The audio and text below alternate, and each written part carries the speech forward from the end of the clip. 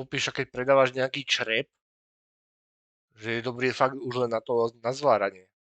To je také rozjebané auto. A čo, pokračujeme vonom? V Eldine?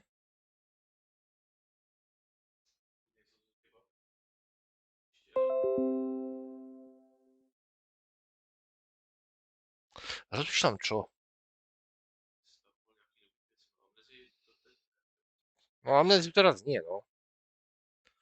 Ľudze, čo by si dali, jakú hru? No len napíšte názov hry do chatu do piči. Na SRC.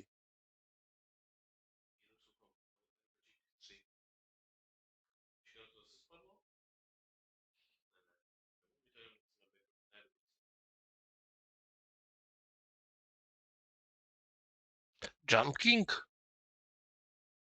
Máš to? No, Trebík možno má.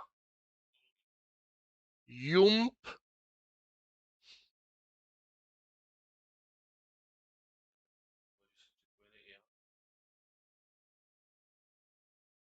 Tak, ďakujeme Trebíkovi Hrebíkovi, sťahujeme od neho hru teraz, tak si chvíľku počkáme, tak si pustíme nejaké videjko možno.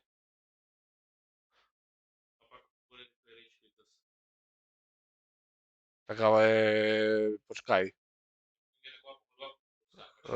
Jump King je Rage Quit hra. Že ja neviem, kde je problém.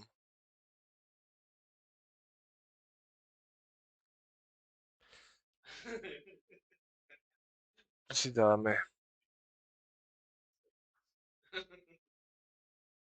Nepreskočil, ja som ich tam videl. Ale Jump King mi príde ako... Neviem, vieš, že ďalšia výzva.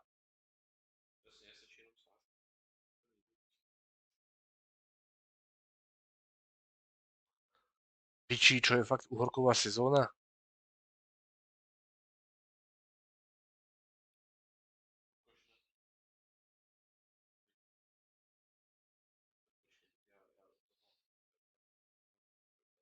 Skyrim versus KCD.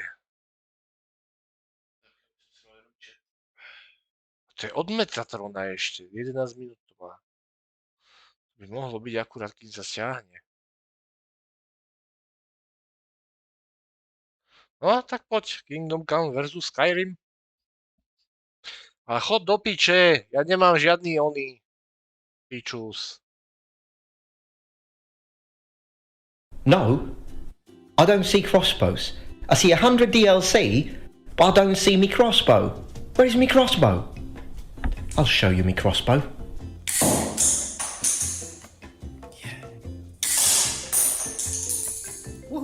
Hey noble ones, thank you for stopping by. Kingdom Come Deliverance and Skyrim are two very different games. One is fantasy, one is historical. One was made by a AAA company, one was made by an indie studio. One required over 100 millions in budget. The other one... Wait. What? 100 millions? Let's drink to that. Why do I always throw my cups? Must have seen it in a movie or something. What's the bloody point? Let us all wake up from this collective dream you're having that KCD was supposed to be better than the Elder Scrolls Skyrim in every possible way. Here's the thing. They are two completely different games. Now, given first-person horse riding in a first-person game, yes. I mean, Bethesda, you did it in Oblivion. Why forcing me to horseback in third person in Skyrim? At least make it a choice. And why are we talking horses again? I'm a big supporter of the overall idea behind KCD. Historical accuracy, good-looking armor, spectacular buildings, and I mean it. So don't get me wrong, it's a great game with a lot of potential, but it is also a game that dreamt too high. It set its goals very high for its budget. Dungeons and no dragons, dungeons and no crossbows. The devs are really nice. They invited me to their studio in Prague. They just sent me the art book, and I mean, look at this. OP Nerf Next Patch PLZ. This is beautiful. So thank you so much. But regardless of how nice they are, it behooves me to be honest with my audience. This game is not for everyone. Let's face it. Now in this video I'm not gonna even mention the bugs because I mean, wanna talk Bethesda and bugs? Ubisoft anyone? KCD has done some things perfectly. I think this game has the best nature I've ever seen, hands down. I've never seen better looking woods in my life. And before people go spastic on their keyboards saying how awful the graphics looks because I'm recording on my PS4 compared to the PC and blah blah blah blah blah blah blah blah blah blah blah blah blah blah blah blah. Lads, I started with this kind of woods. Spoiler alert, these are trees. Plot twist. Oblivion was already good looking back then in terms of the nature. Skyrim, well, it certainly has much better texture than Oblivion, of course, but maybe it's the overall, I don't know, lack of color of the vanilla version. Maybe it's the fact it kind of looked a bit too Fallout-ish. But the nature never really amazed me, even when it came out. And it's clearly pointless to compare it to KCD because, I mean, there is an 8 years difference in technology. Clearly, if you mod it, when you mod it, you can give the Yellowstone Park a run for their money. But if you are like me and play on PS4 because your PC graphic card just died, and with the built-in card you can't even mod the highly mineralized chitin exoskeleton of a crab, then yes, you are stuck with that. And it's not really amazing. That was specific, by the way, the crab part. Seriously though, crabs are epic. Have you ever seen a Japanese spider crab? Gosh, talking about reality surpassing fantasy. What on green, blue, purple planet Earth is that? Seriously, the crabs are epic. But enough about that, the combat is the center of all this. It's where you either love the game or you hate it. People who talk positively about it say it's complex, but once you get into it and you learn it, you actually really enjoy it. Those who speak against it say it's stiff and woody, so who's right? Well, here's my opinion. The combat is an acquired taste. It has a learning curve, and a steep one at that. It can be satisfying if you practice HEMA, but it is stiff. And it always will be. It sometimes gives you the impression that you push buttons but the character doesn't do anything. It can be frustrating. To make sure you translate your intentions into Henry's doing something with his life, you gotta spot that green shield mate and block right then. In other words, if you wanna win, don't blink. Although I'd like to say something nice about it as well, because it is important that we understand things how they are. This is the combat system of the 100 millions budget game.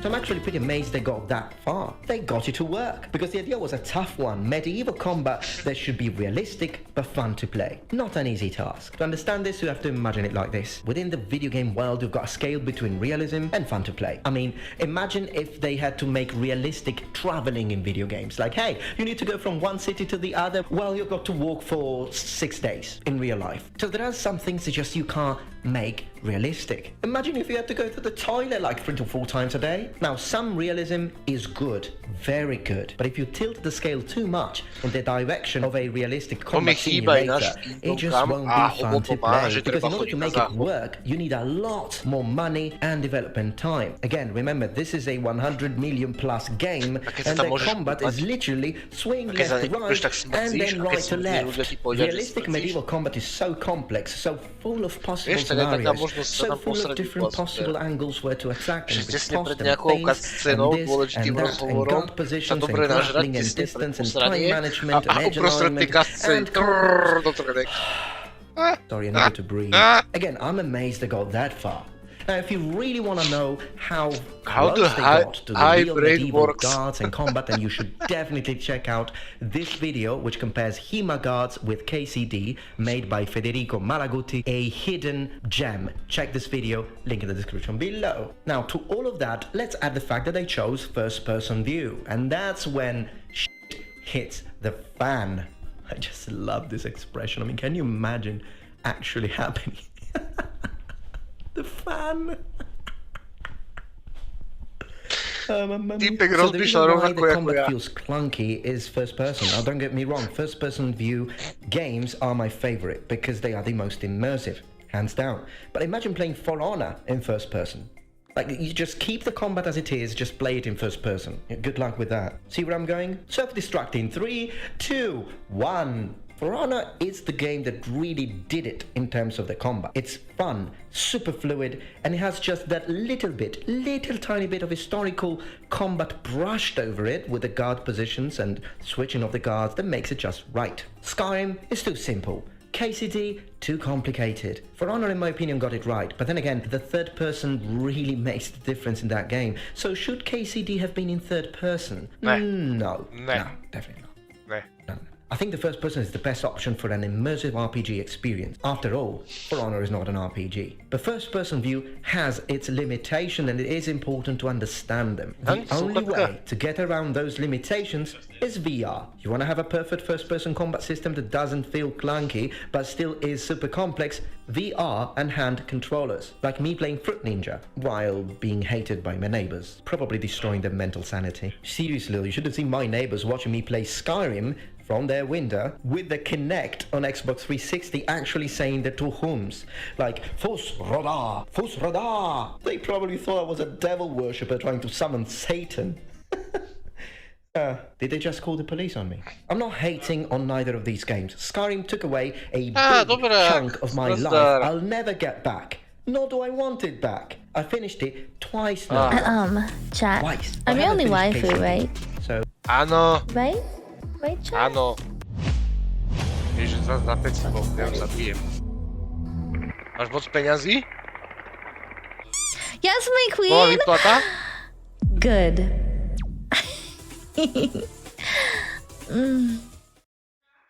Díky Miluška za 500. Tak teraz to už máš, vymýšľaj si emotikon. No, zase. Díky Miluš za 5 voči. Oh, why? Okay, so these are fun experience to play. On one of those days where I feel like fighting the undead or dragons is not really what I want. It's for those days where you feel like reenacting a medieval bohemian guy. But that's it. That's what it is. It's an experience for those who love history. So can I recommend this game to all gamers?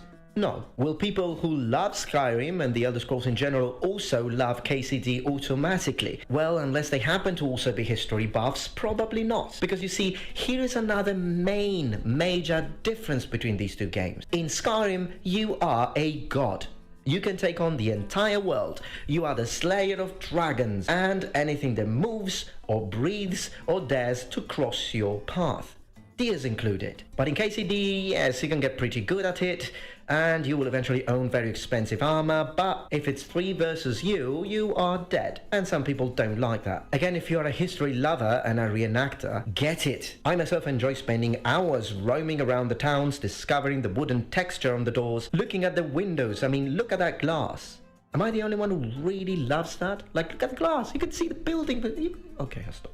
Why do I like that so much? Do I need professional help? Although technical difficulties aside, there are also a few choices that got me a bit mad. So I think I'd like to say them. I think the developers actually do watch my content, so please get me my crossbow. I'm the son of a blacksmith, but the game has no crafting. I know, some of you don't care, but I'm one of those Skyrim players who got smithing to 100 and has crafted every possible armor set and weapon in the game, and I love mining in this game. I don't know why. What's wrong with me? Why do I love mining so much? Can you get me the number of a psychiatrist, please? But yeah, that pretty much sums it up. This is the end of the video. Thank you so much. No, I just can't. I can't. This is 1403 Bohemia. It was a massive crossbow country. And you know what some people said in the forums? They're like, well, maybe crossbows weren't around at that time, so that's why they didn't. Oh my God. Sweet Akatosh, save my soul. Other people say it's because of, gameplay reasons, because crossbows will be too OP.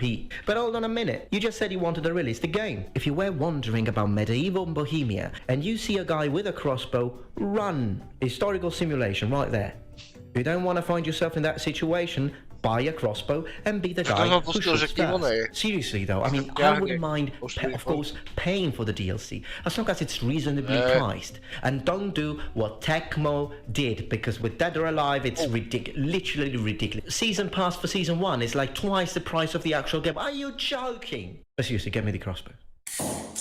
Alright, noble ones, well, thank you very much for watching. I hope that you enjoyed this video. If you did, please remember thumbs up, and if you're still not a member of this community, become a noble one. Subscribe to my channel for more content from the Metatron. And remember, the Metatron has spread his wings.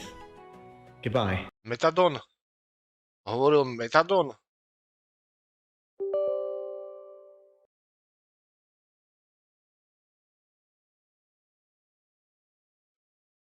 Akatoš je skyrimský lakatoš. Tiež zbiera železo.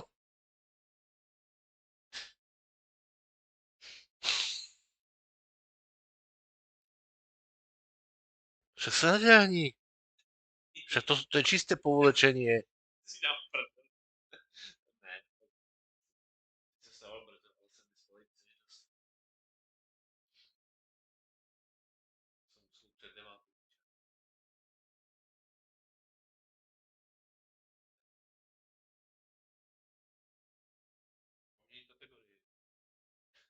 Na, nazbe si kategóriu.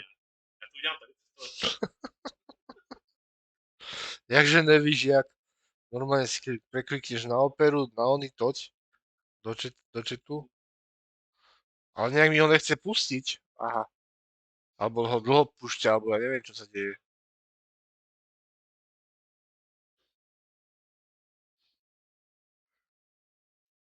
Pozri sa, naposledy hral medová klobáska.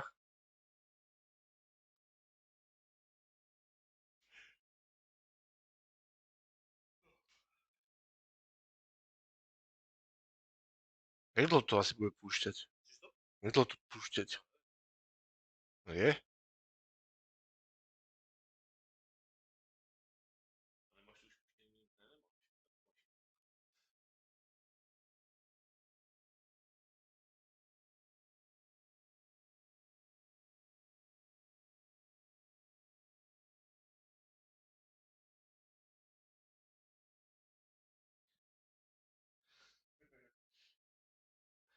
Steam Jumping.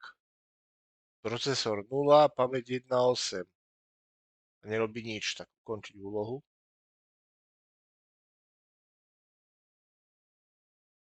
Hrať. Áno.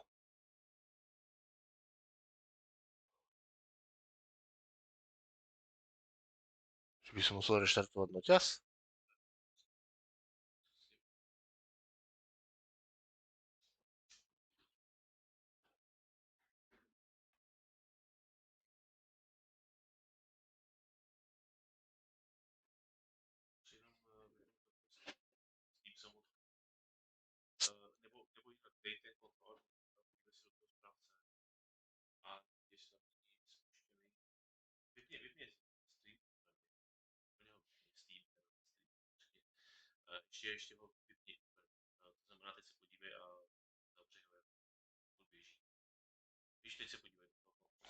Je to?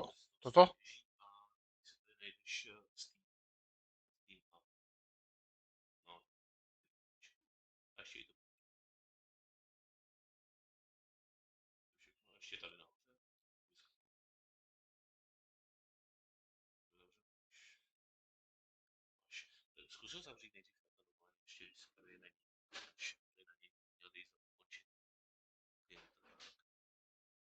Končiť klienta.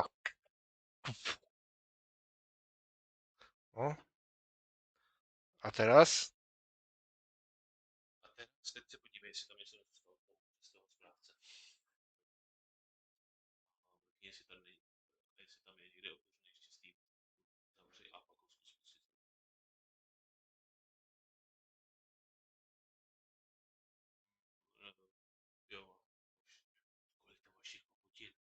Ja neviem.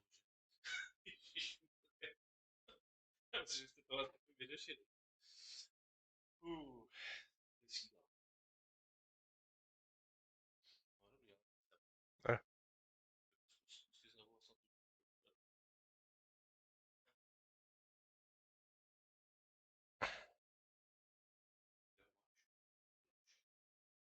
Čo? Skúsim moment cez ikonu.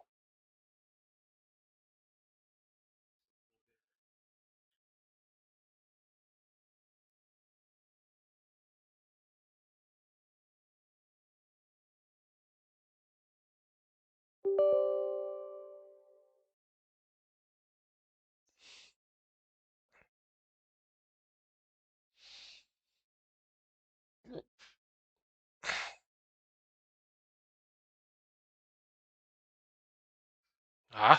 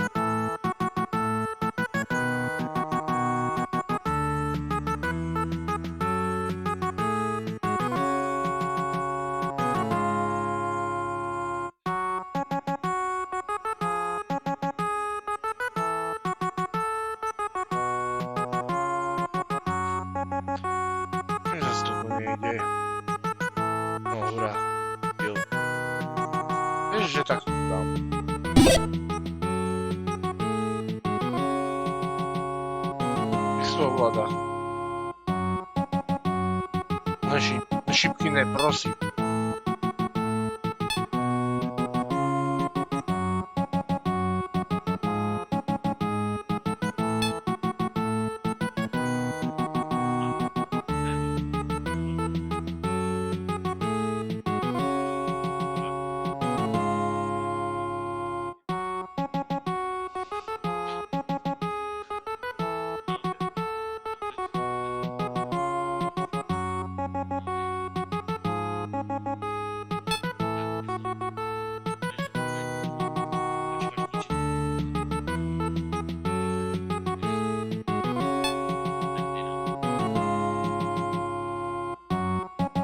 Left, right, jump, confirm, cancel, pauza.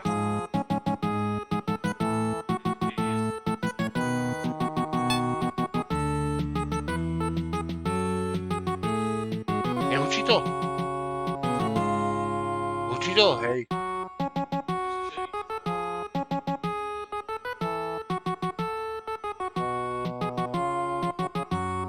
Trochu tichšie.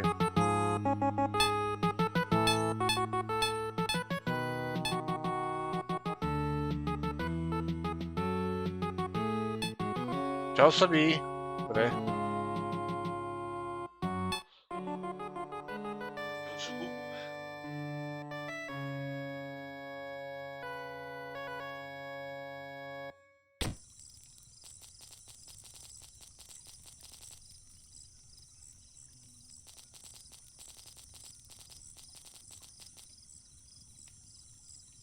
Hádam, hej.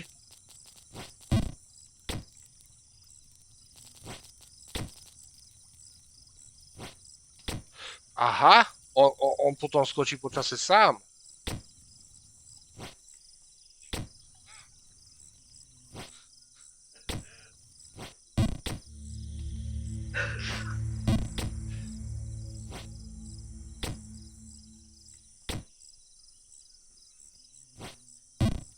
Fuck.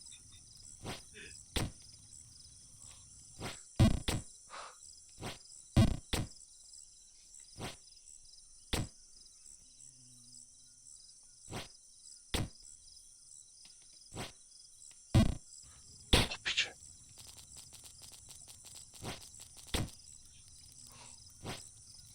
Aha, aha, aha. Som nevedel, že to takto jedno ovládanie. Do piče.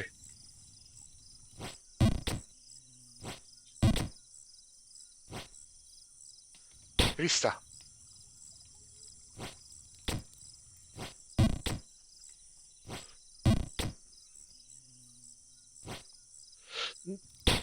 Ja som nechcel tak ďaleko skočiť.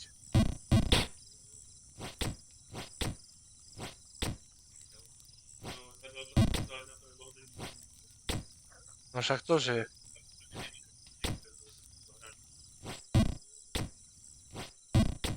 Áno, viem, že tí, ktorí tú mapu už poznajú a vedia, jak to skákať. Ne, ani ty to nedávaj.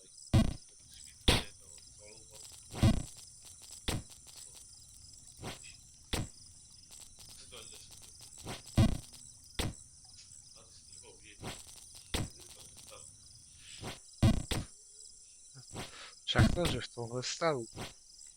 Moc!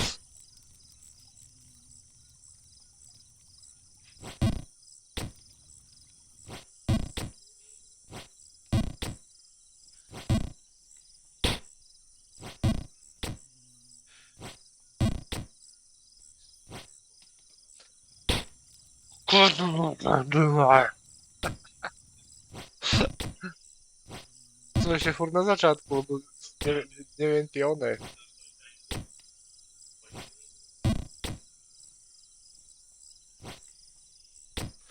Jako tu čo mám robiť? Sa posrali?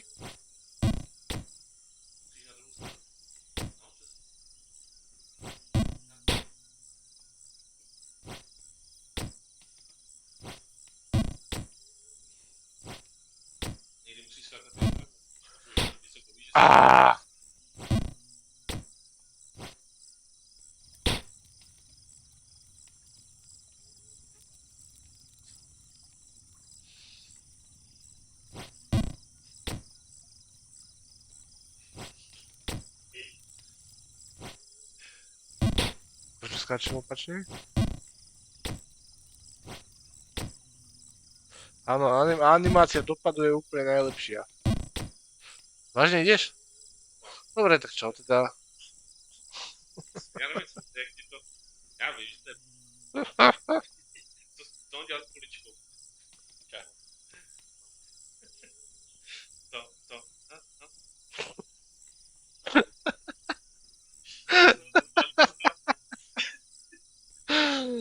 Šťastnú cestu.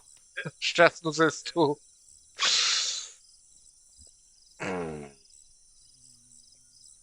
No, uvidím, kedy toto reč kvitnem. Ja tu tak 10 minút maximálne. No, to sa hecnem a nech vás tých. Dobre, dík za návštevu, dík za rumy, za všetko, že si sem meral cestu. A choď sa pozrieť do toho bytu teda ešte. Máš to tu kúsok. Máš to tu kúsok. Máš to tu kúsok. Ale to som dostal. A to je.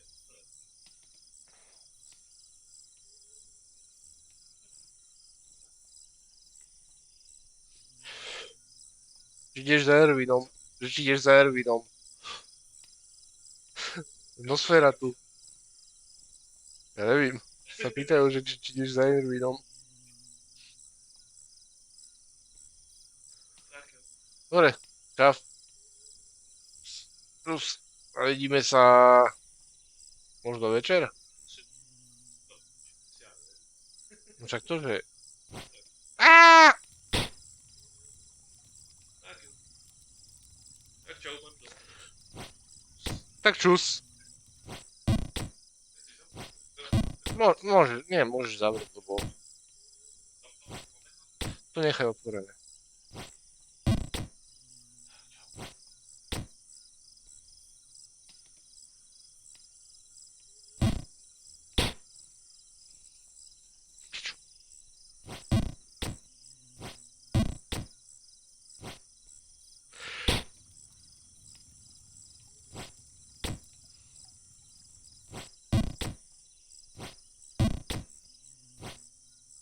Do pi...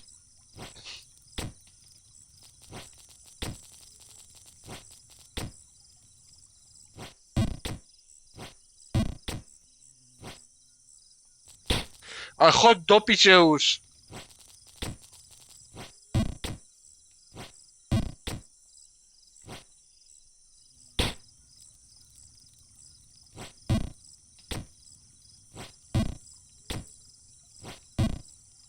Ale do...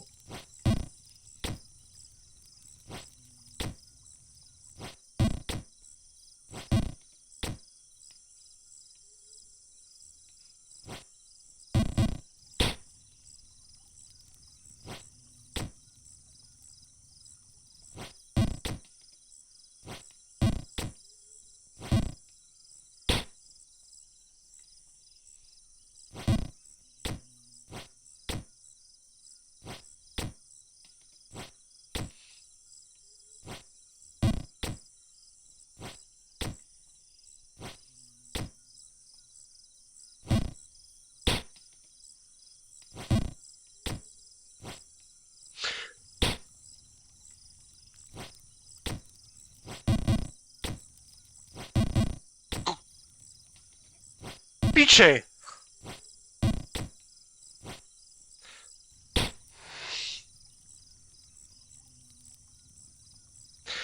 Čau, dobráku.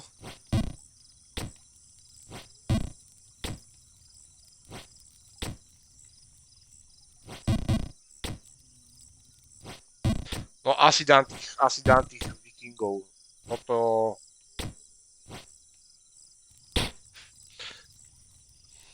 Dobre, tak nehecnem sa a nevydržím to ani tých 15 sekúnd. Minút. Mám piči. Áno. Give up. Delete save.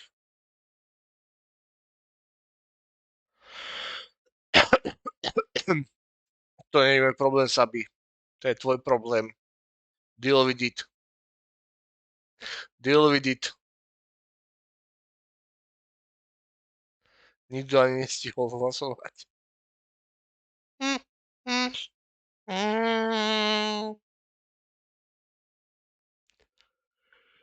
Hej, kokot.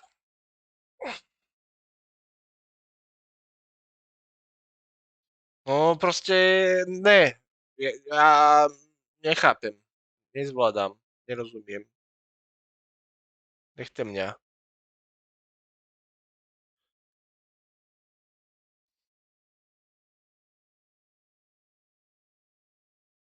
Odinstalovať.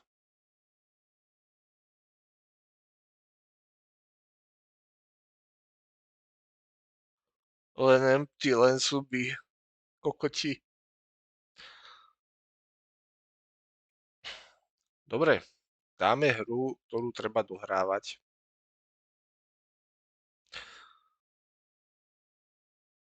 Ja zase neviem, kde ju mám.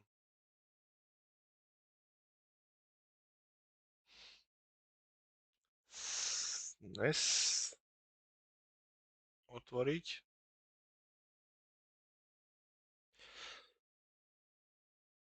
Sabi, Sabi, Sabi, Sabi, Sabi, Sabi, Sabi. Hoď mi tam prosím ťa Lost Vikings kategóriu.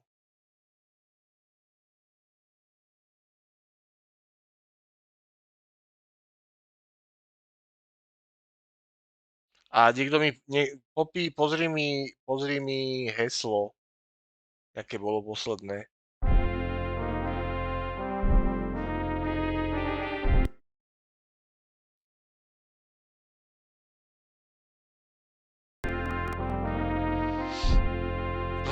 Level 26. Ahoj, včera vlastne dneska začal som na prvý na Diablo 4. No už včera, ale zrazu nebol, tak po 1 ráno.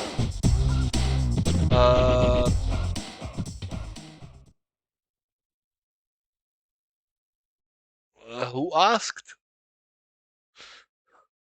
A ináč, ahoj, level 26.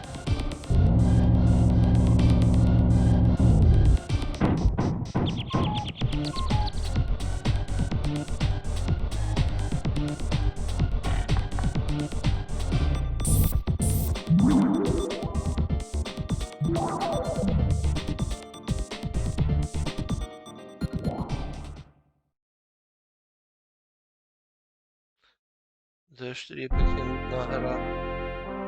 Teda na stream. Aj Tarkov je asi nudný na stream, tak preto ho hrám offline.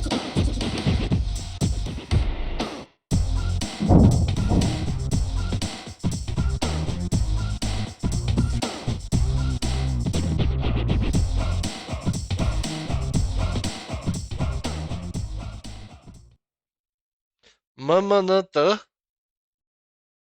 Vážne MMNT?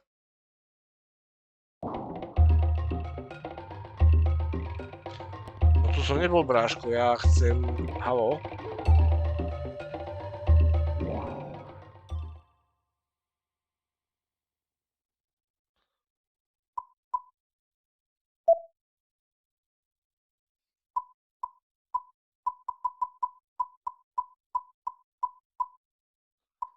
No.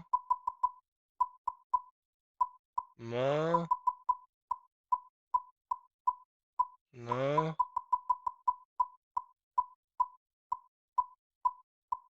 To.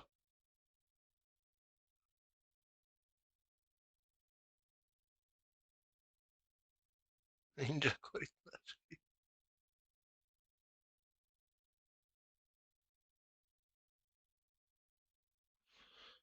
Čo je, aký nový soud? Čo sa deje? To sa deje, čo si čo? Sabi, Sabi, Sabi, Sabi, Sabi, Sabi, Sabi, Sabi, Sabi, Sabi, Sabi, Sabi už má svoj alert.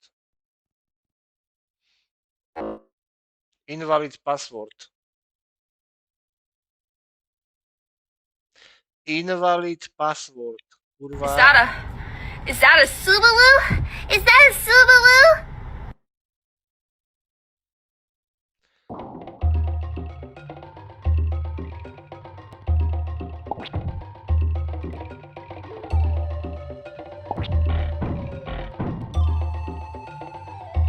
JMNN.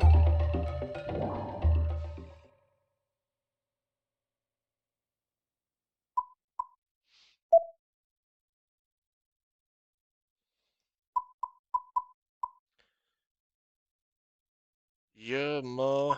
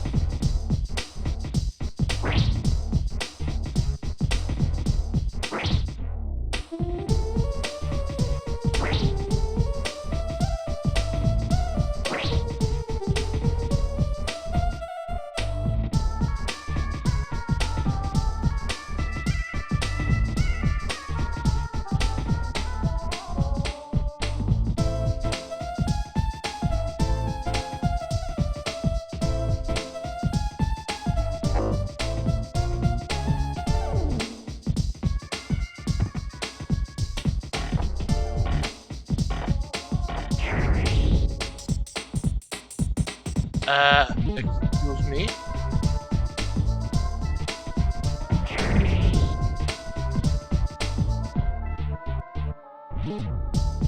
To bolo rýchle.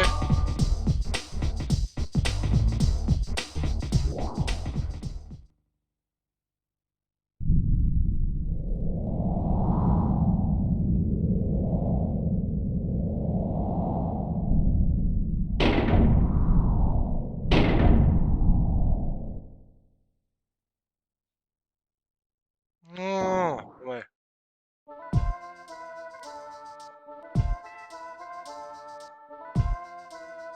Haló?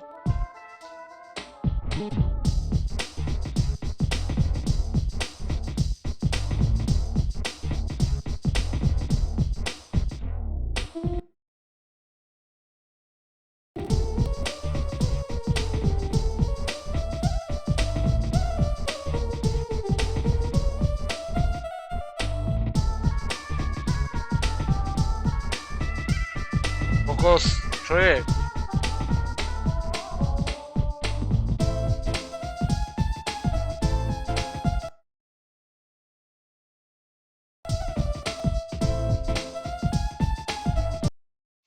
Kokos.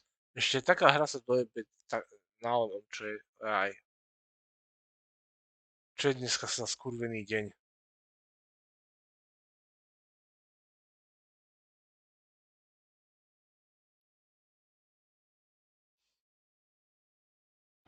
Jau, čau Peco. Čau Peco, jau.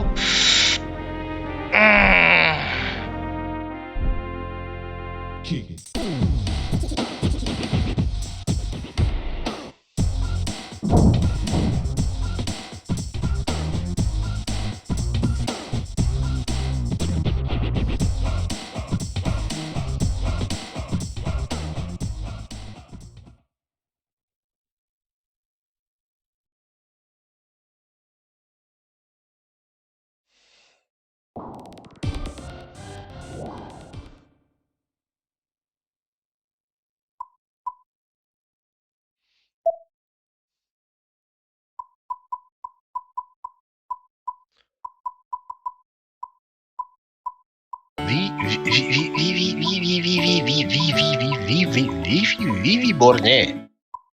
JMNN to bolo, že?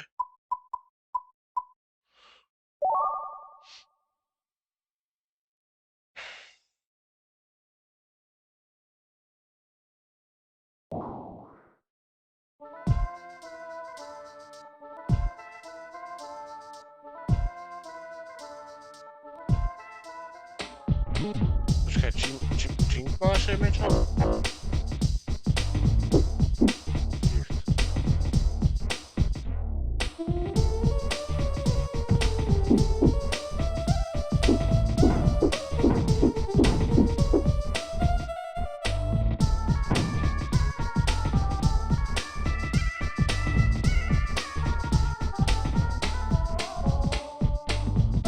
Bruh.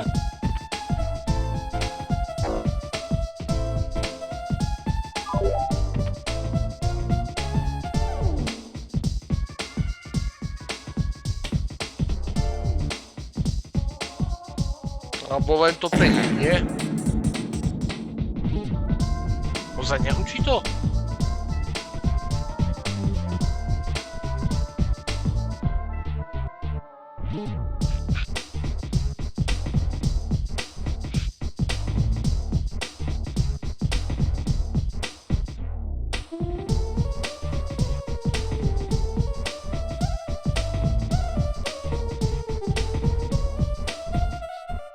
Ale už sme si zvykli. Do piči. Kurva.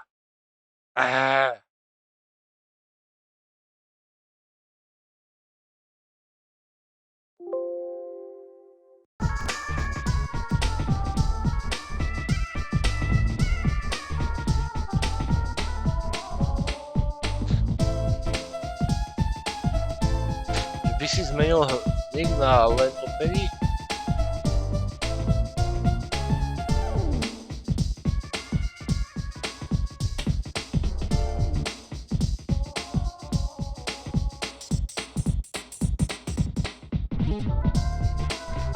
No to je pičovina Lentor.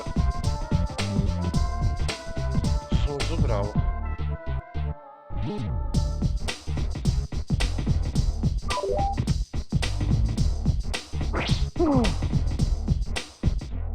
Piče, jak ma strelila.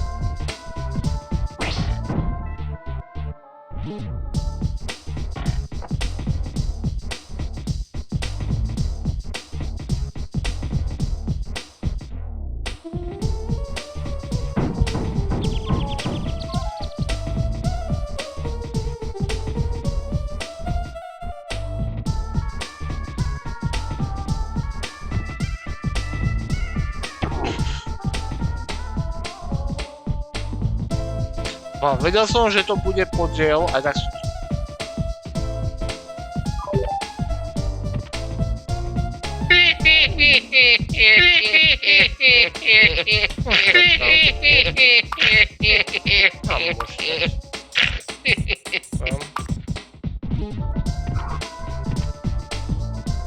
Áno, poprosím.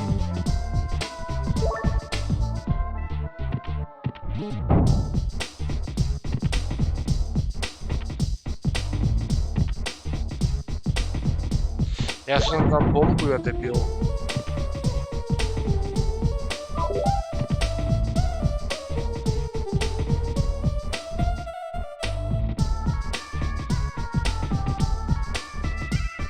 Len kunda, ne?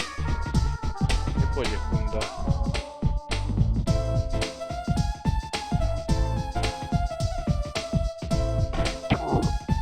Fuck, nestiel som. No dobre, no.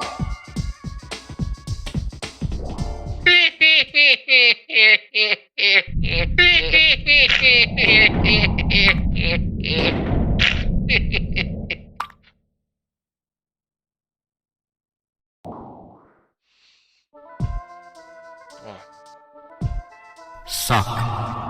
X.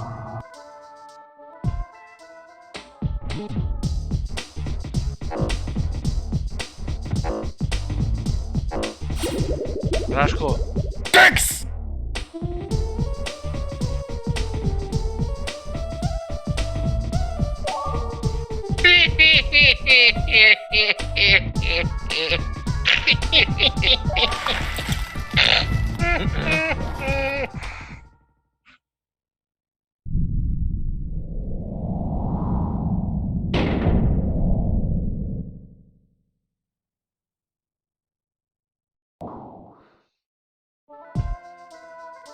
No nič, tak dole ani nejdem.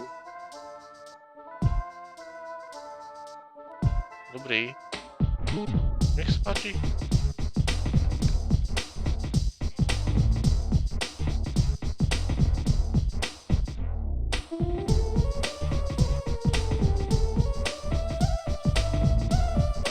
Ste mali písať. Lá. Za to možno budú kripli budiť, môžete aj vy. Lost Vikings. Stará hra. Strašne stará.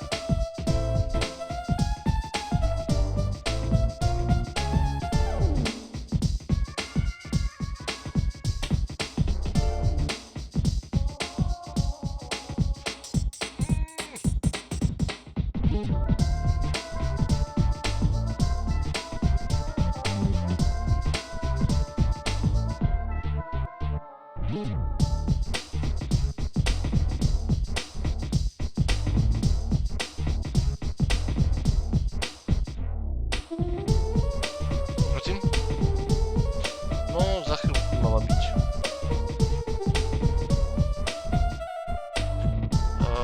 Septembra.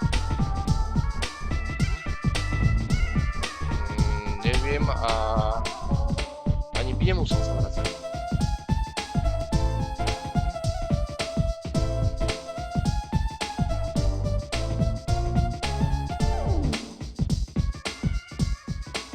Len bohužiaľ tento ústav tvoj nepostupuje.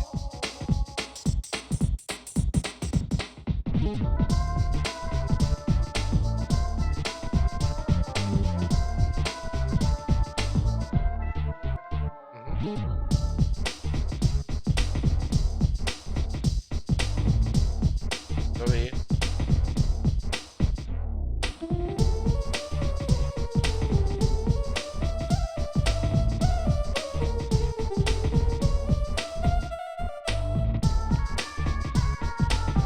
Toto bolo a čo chcela. Bola to ergoterapeutka a proste len tak došla, že čo robíme toto ako hru, lebo ja jej nezapadá do tých jej pičovín, čo na človeče nezobse hrávajú pinku a tak pičovín. Pousmiela sa, keď zbadala rajčinku.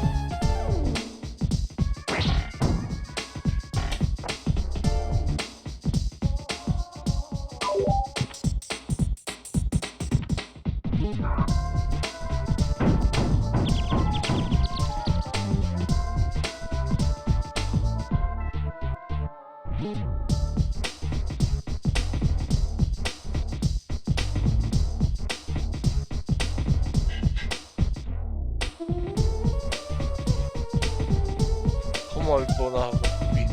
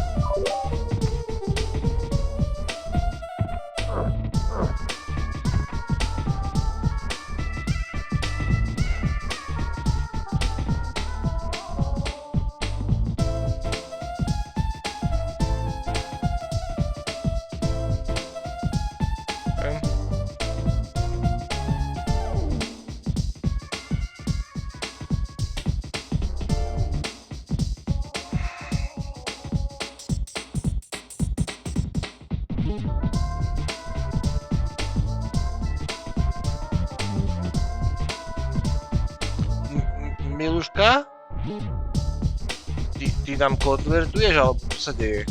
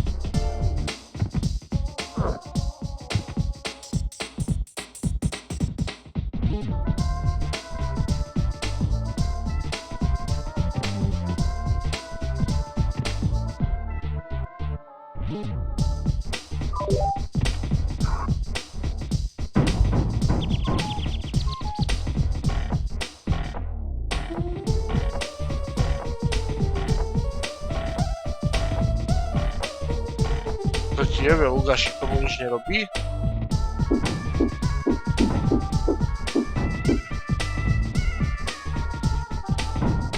To je pekne v puči.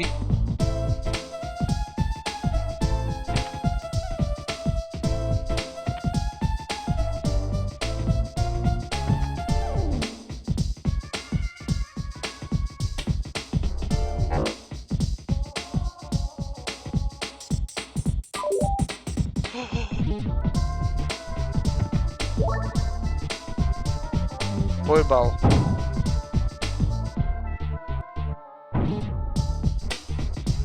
Aj keď to vyzerá, som zahral dobre, tak som pojebal.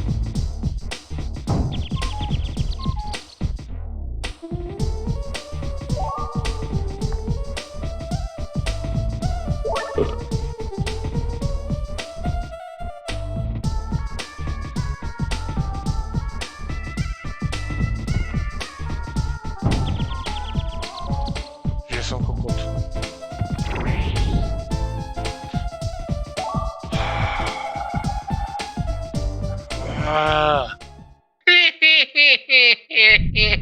Strašná hra.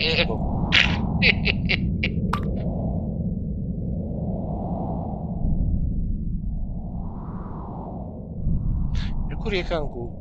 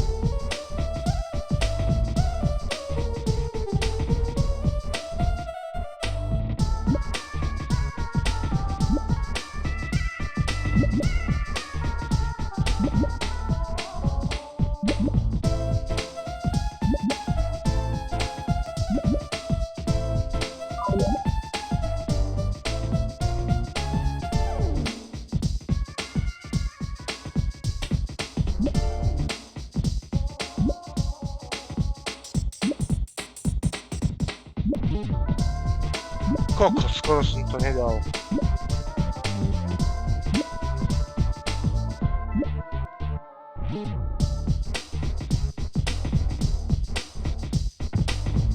Ty vole, tak toto by bol jaký pojeb, kebyže...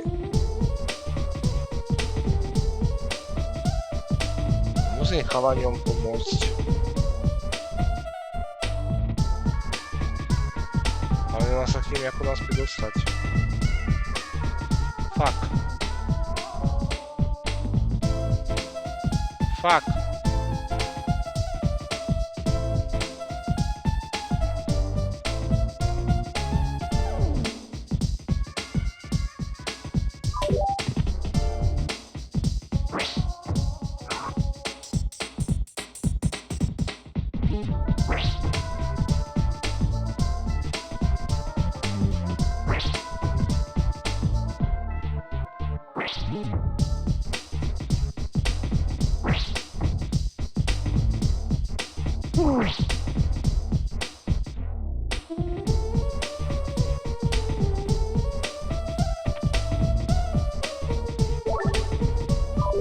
Ja som debil.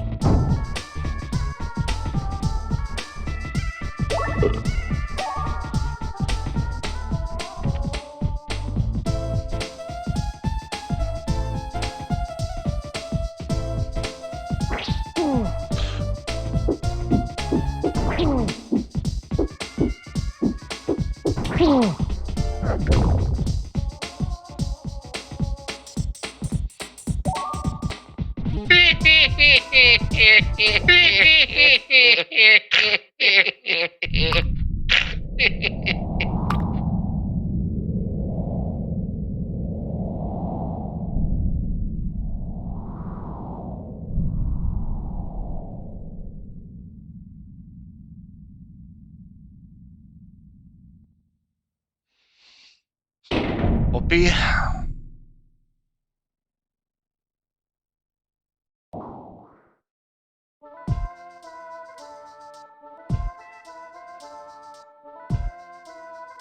No. Mission failed. We'll get them next time.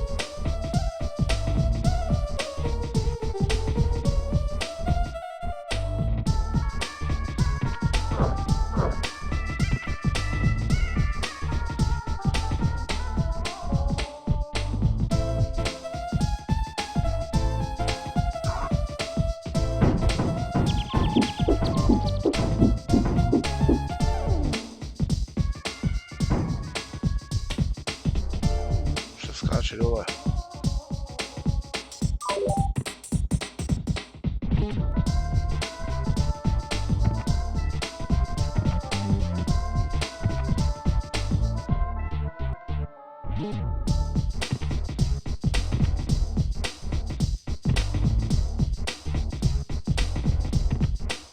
Nebudem špekulovať.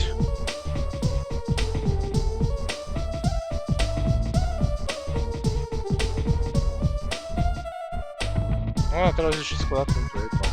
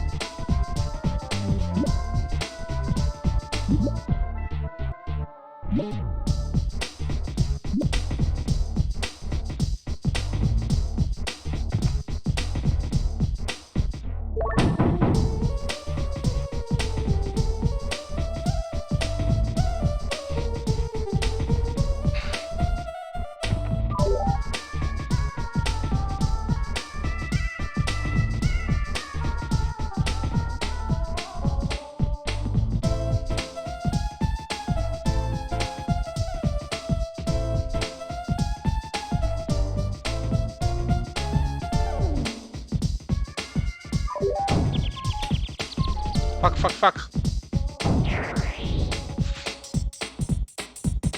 To si robíš piču.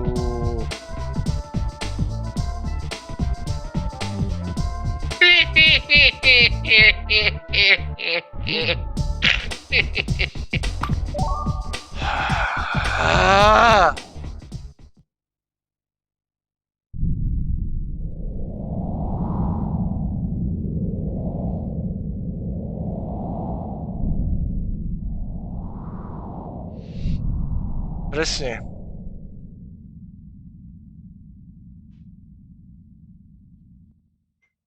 Presne, chodia jak policajti.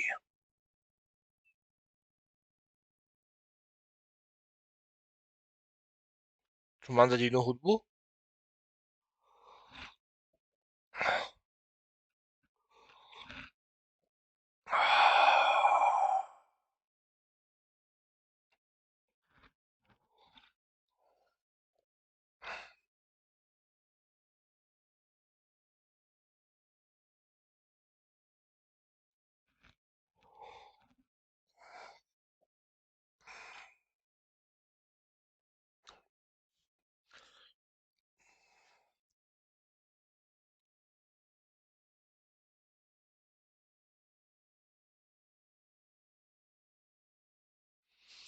Poďme na telefonáty za 5 minút.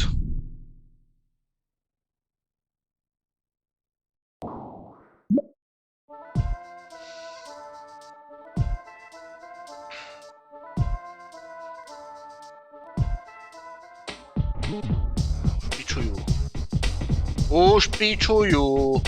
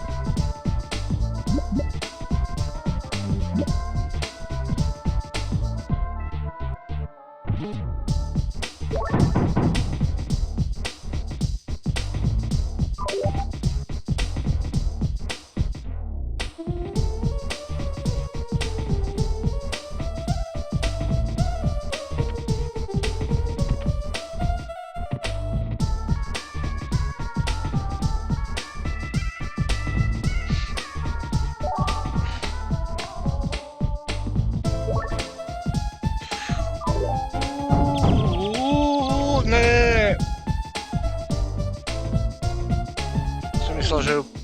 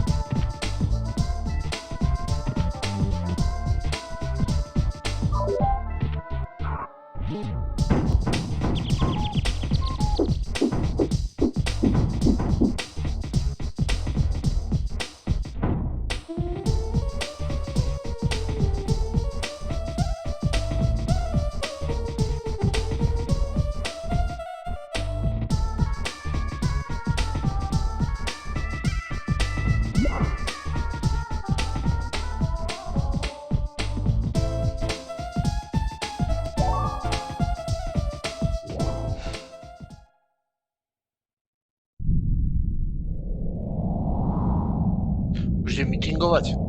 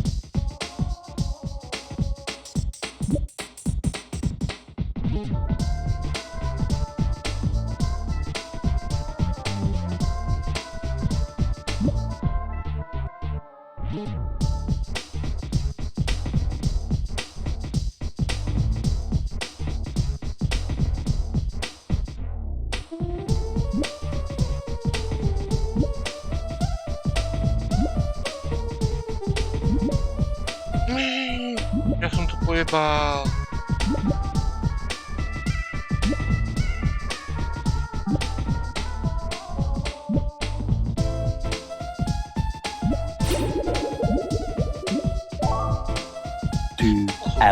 Later. Skúste si to niekto zahrať 2 hours later do piči. Krista, vám. Kávu si dám.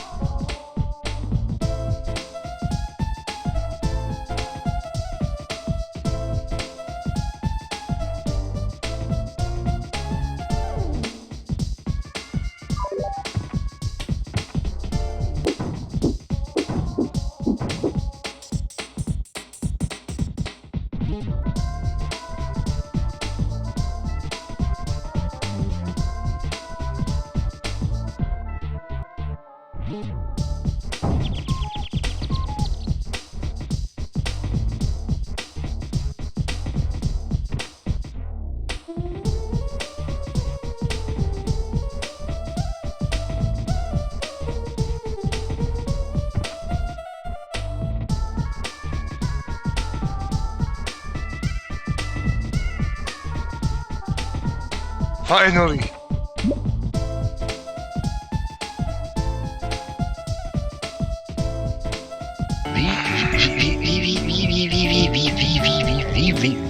Výborne!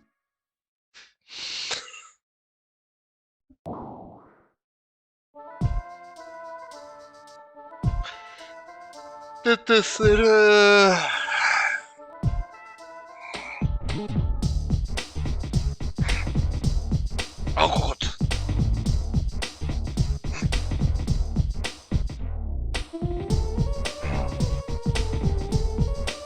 Kokos. Normálne mám pocit, že som teraz cítil bravčenie v nohách. Fú.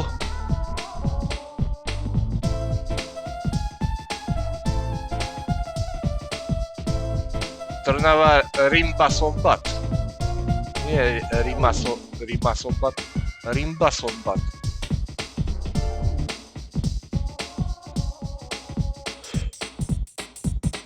Či? Ideš ty? Tak čau. Tak čau, Peco. Toto raz dúfam, že mi to niekto zapíše. Niekto rozumný. A boha.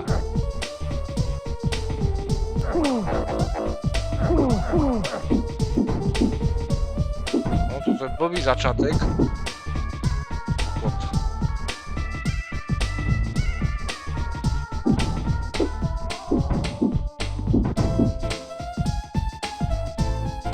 Solovky, hneď takto z ničoho nič.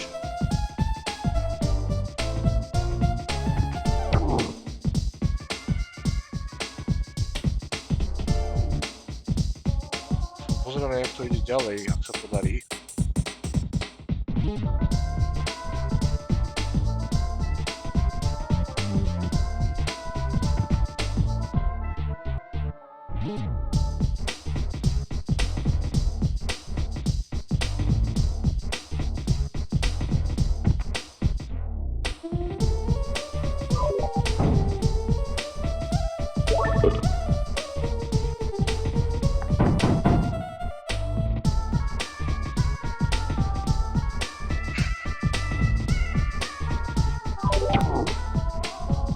A je to v Bohu.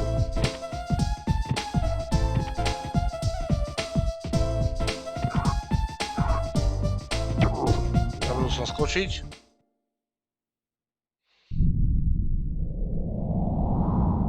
Áno, ale ako mliečno-čokoládové ľudia hovoria Rimba Somba. Vieš gáčo? Rimba Somba. No. Že treba ísť s týmto najprv ako solovku. Už som dostal.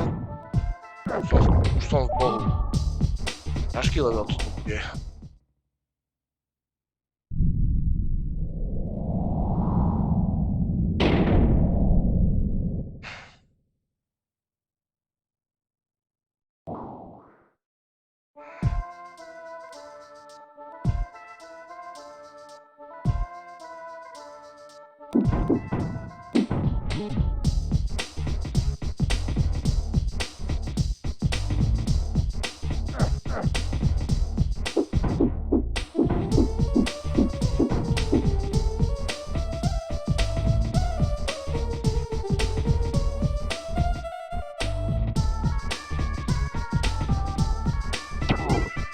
Pičo!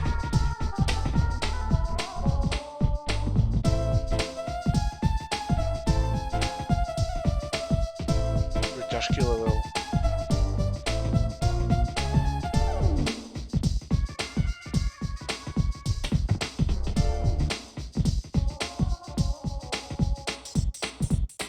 Skôr pre tohoto.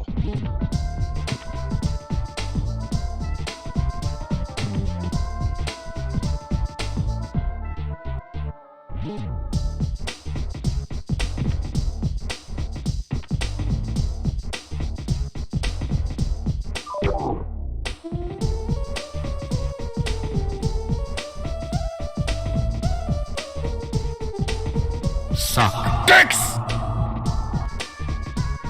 Áno.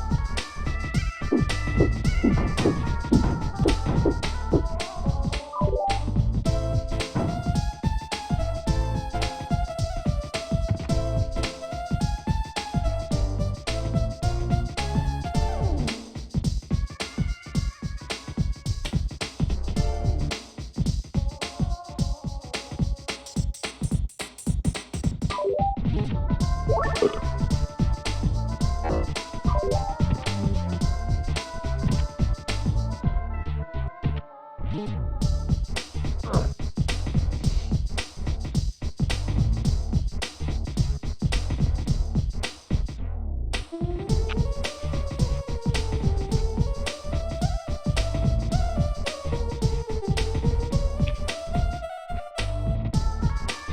chceš, presne toto je z internetu, ktorý má som bať. OK, ale hovorím, že tmavší spoluobčania hovoria riposupa.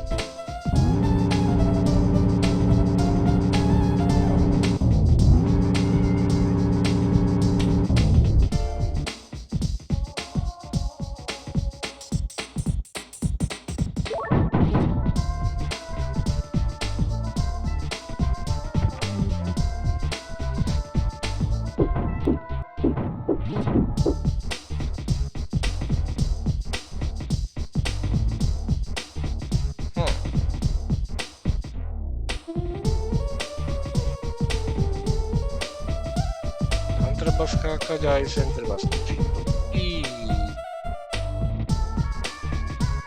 Bohu.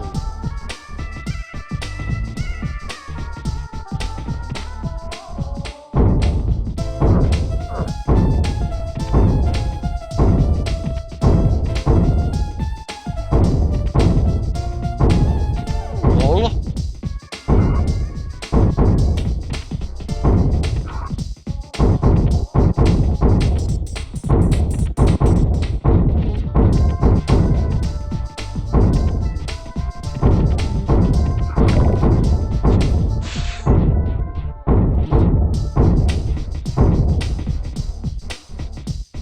Sme v Bohu.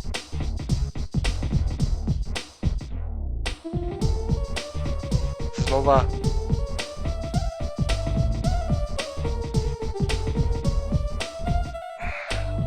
No teraz ma boli ruka z tej dlahy, lebo to je nezvyk. To tlačí do dlane zo spodu, viete, tu má. Ale dobre to je. To je si musel zvyknúť. Mám tu niekoho, kto by dal AZ-ky proti mne, lebo presne mám pocit, že to vládam.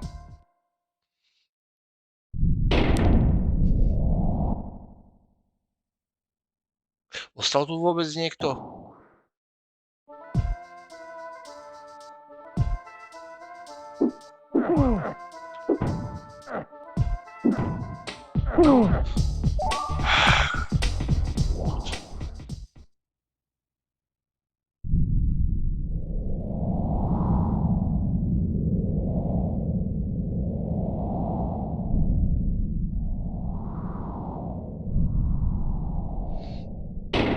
Tak daj ešte raz.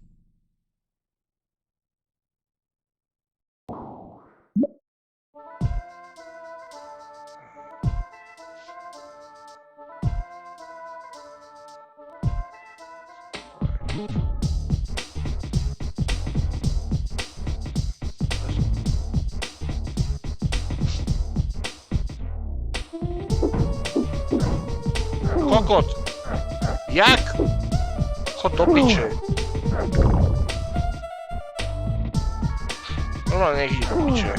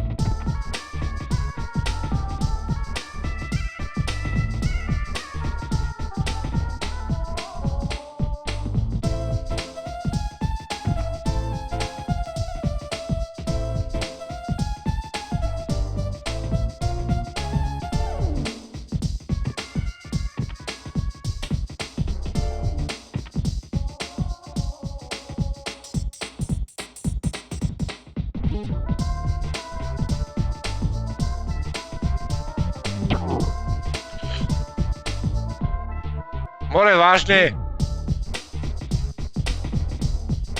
A dosť. A dosť. A dosť. Kokot. Hejja.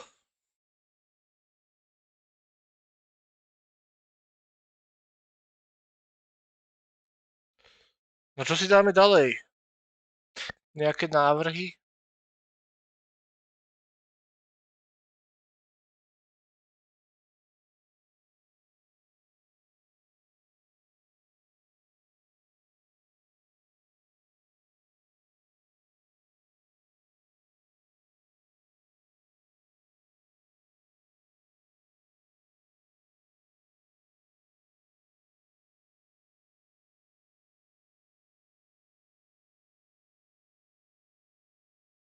Haló? Sekol sa mi čet, alebo čo do piči? Nesekol sa mi čet. Ono tu nikto není. Tak to si môžem potom pustiť bariaku pičovinu výbovsku. Bo už ma boli docela ruka z toho, ako je to nezvyk. Ale je to dobré, treba si na to len zvyknúť.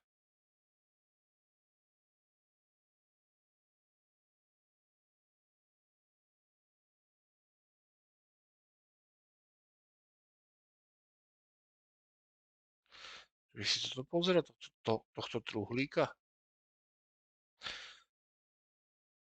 No som vypol, dobre. Mení kategóriu na pokec.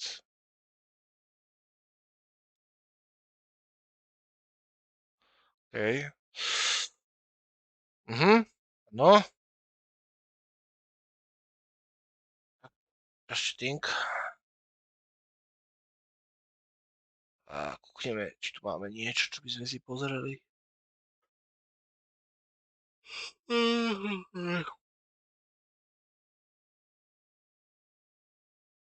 Ale nič tu nevidím.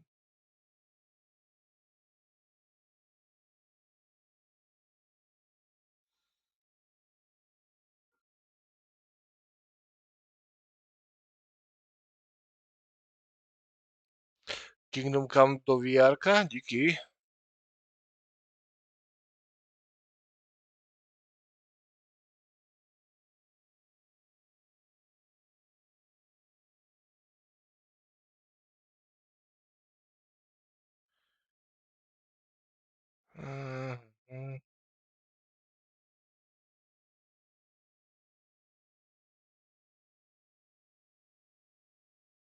Á, toto môže byť zaujímavé.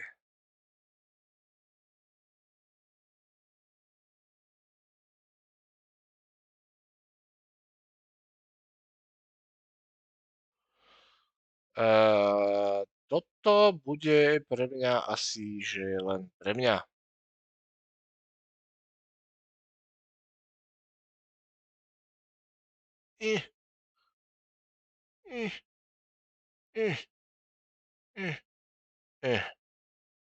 In the merciless days of the 15th and 16th centuries, one figure loomed large and ominous, an embodiment of terror and the unyielding grip of justice, the executioner. One such man, Franz Schmidt, served as the official executioner of Nuremberg from 1578 to 1617. Nesabi, len musím si zvyknúť na tú ortézu, alebo čo to je, dlahu, lebo tlačí ma to tuto na dlani ma to tlačí, jak by mi ináč klesala ruka, vieš, tým, že mi to podopiera, tak ma to tam tlačí a je to také nekomfortné. Nezmenil som scénu? Zdá, že som menil scénu. Sorry. Shrouded in darkness, this grim and enigmatic individual held the power of life and death in his very hands. With a single swing of the axe, or the tightening of the noose, the executioner could silence the cries of the condemned forever. It was a profession that often brought notoriety and social isolation, but also a morbid fascination. Clad in a dark hood to shield their identity from the vengeful gaze of the crowd, the medieval executioner was both despised and revered. In a time when gruesome punishments such as the breaking wheel drawing and quartering, and burning at the stake were commonplace, the executioner's skill and precision were crucial to a swift and, if possible, merciful end. Franz Schmidt, in his lifetime, recorded carrying out a staggering 361 executions and numerous other punishments. But beyond the blood-stained scaffolds and the horrifying spectacle of public executions, who were these men of death? Were they heartless killers or reluctant servants of a brutal system? As the famed French philosopher Voltaire once remarked, "It is forbidden to kill, therefore all murderers are punished, unless they kill in large numbers and to the sound of trumpets." Venture with us into the shadowy world of the medieval executioner and explore the complex nature of their lives and duties. Welcome to the diary of Julius Caesar. Forging a grim fate, the making of medieval executioners. During the Middle Ages, the role of an executioner was both feared and shunned. Despite the stigma attached to the profession, there were individuals who chose to become the harbingers of death. To understand the journey of a medieval executioner, it is crucial to explore the process of training and apprenticeship that shaped their lives and careers. In a time when formal education was scarce, the path to becoming an executioner was often paved by family tradition. Many executioners hailed from families that had practiced the trade for generations. For instance, the legendary Sanson family served as France's royal executioners for over 2 centuries, from the late 1600s to the early 1800s. In such cases, young apprentices learned the trade from their fathers or other male relatives, passing down the family's grim legacy. Apprenticeships typically began in early adolescence, with the young apprentice assisting the executioner in various tasks. These tasks ranged from performing simple executions, such as hanging or drowning, to assisting in more complex and gruesome methods, such as drawing and quartering.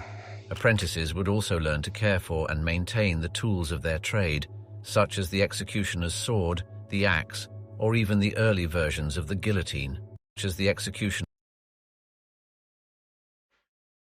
Vidíte tú kudlu? Na čo ti je nôž takú širokú čepelu? Sword, the axe, or even the early versions of the guillotine. One famous historical figure who underwent this type of training was Franz Schmidt. Born in 1555 in present-day Germany, Schmidt was the son of a woodsman and a convicted poacher. At the age of 18, he was apprenticed to his stepfather, who was an executioner. Over the years, Schmidt honed his skills and eventually became the official executioner of Nuremberg in 1578.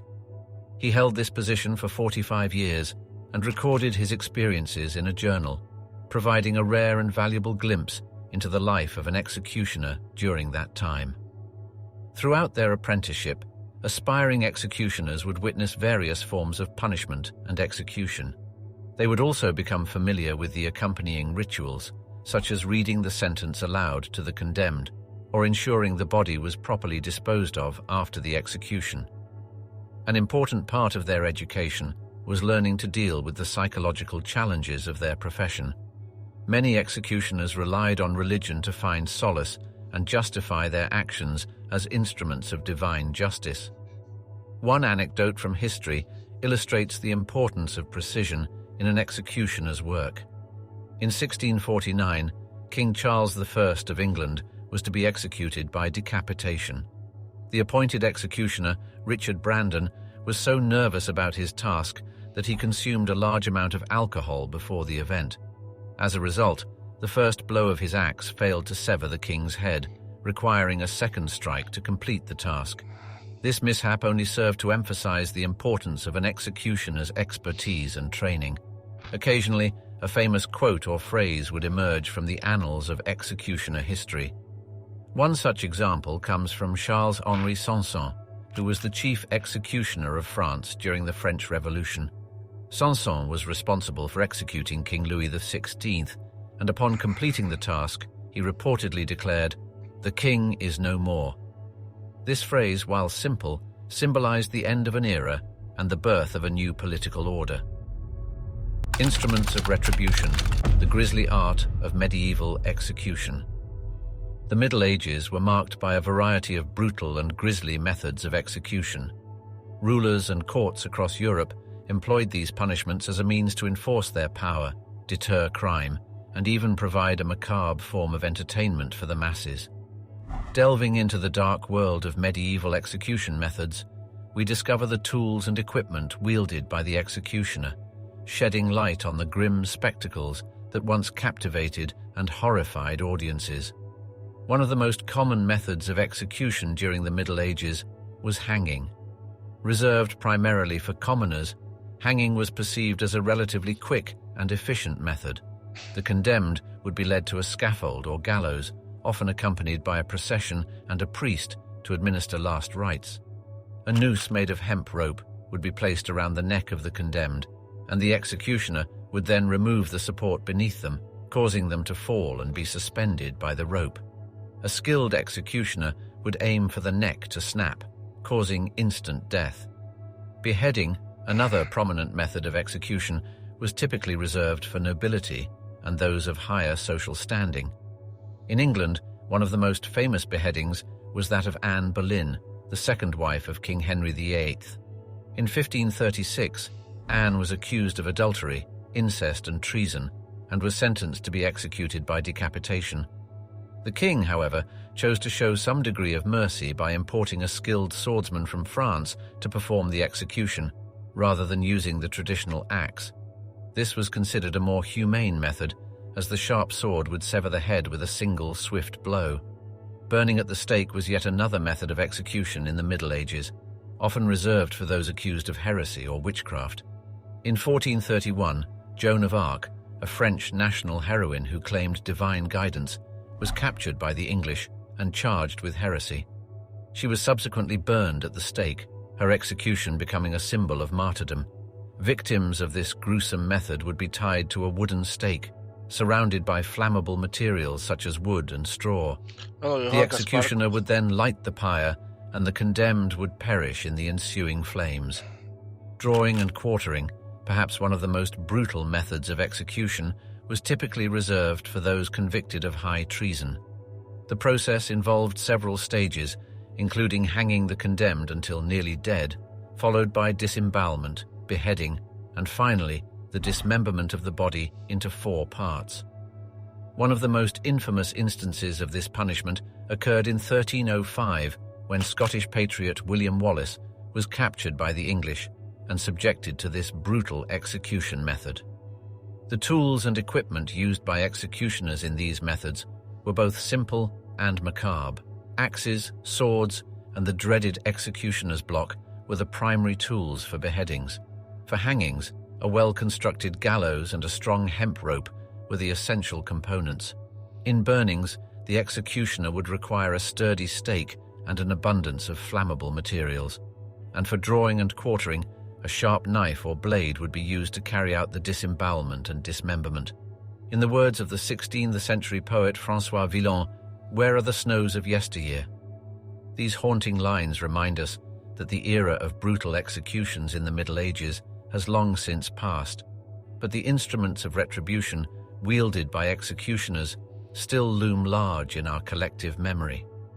By examining the tools and methods employed in these grim spectacles, we gain a deeper understanding of the harsh realities of medieval justice and the harrowing ordeals that once held sway over society.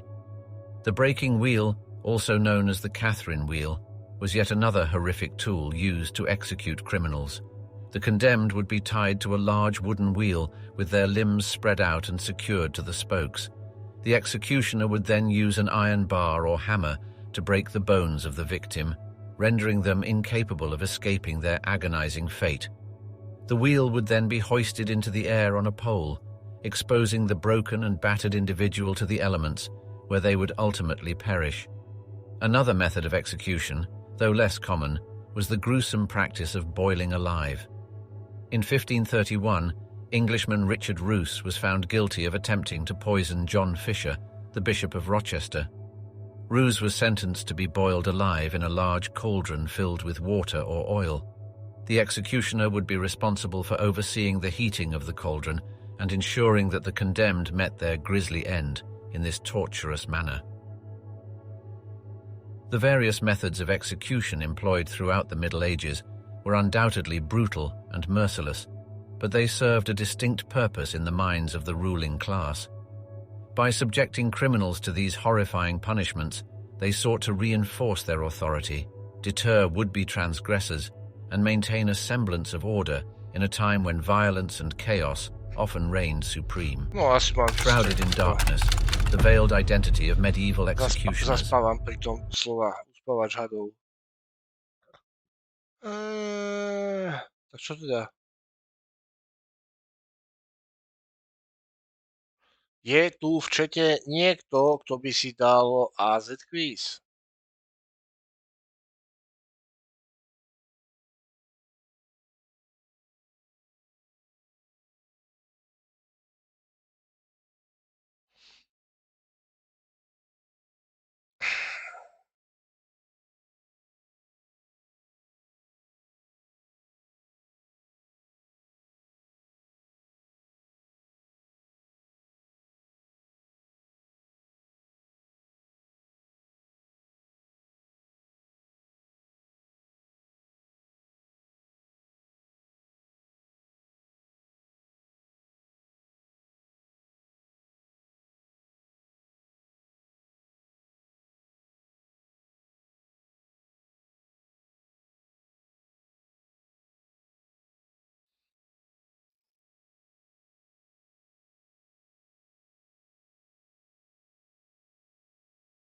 Nikto nič.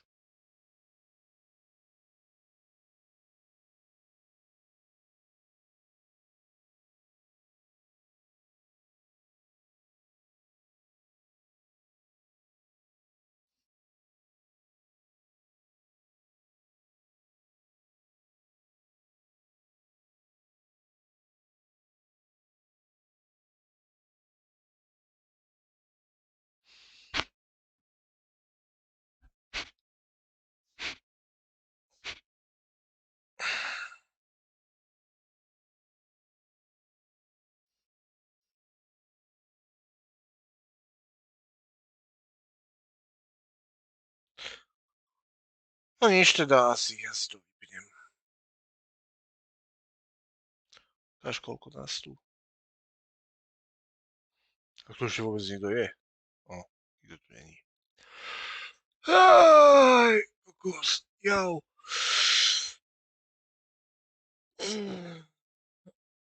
Čo je zajtra štvrtok?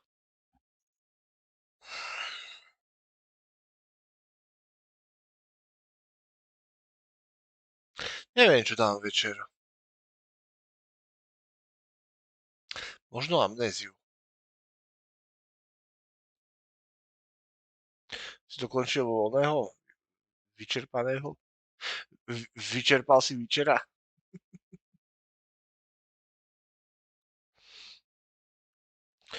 Dobre, tak ja to len tak na sucho vypnem, tak ja neviem, dám ti aspoň piesničku nakoniec.